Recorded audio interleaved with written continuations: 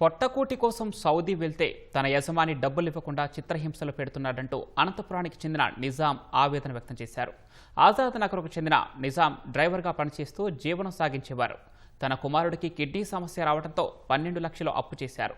రుణం తీర్చేందుకు 2 నెలల క్రితం ఉపాధి కోసం సౌదీకి వెళ్లారు. అక్కడ యజమాని తనతో పని చేయించుకొని డబ్బులు ఇవ్వకుండా కొడుతున్నాడని నిజాం ఆవేదన వ్యక్తం చేశాడు. 10 రోజులుగా అన్నం లేక మసీదులో తలదాచుకున్నట్లు కన్నీటి పర్యంతమయ్యాడు.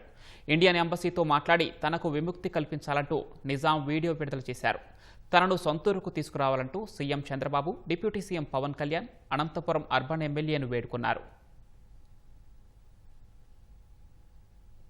సార్ నన్ను కాపాడండి సార్.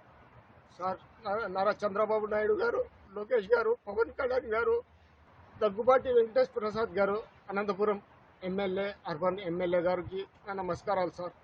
సార్ ఇట్లా సౌదీలో 2 నెలల నుంచి చాలా ఇబ్బంది పడుతున్నాను సార్.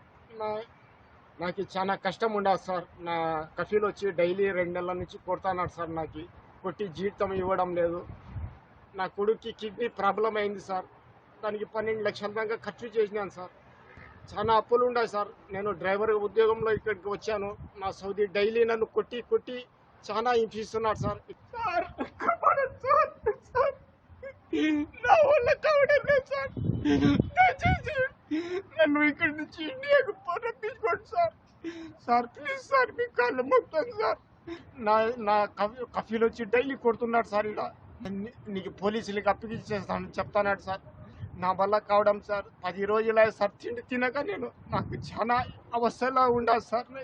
మసీద్లో పండుకుంటున్నాను సార్. నాకు ఎవరు లేరు సార్. ఆధారము 10 దినాలు అయ్యా సార్. ఆకలితో చచ్చిపోతాను సార్. దయచేసి నాకు ఇండియన్ ఎంబసీతో మాట్లాడి ఇండియాకి రప్పించుకోండి సార్. చేతులు ఇచ్చి నమస్కరిస్తున్నాను సార్.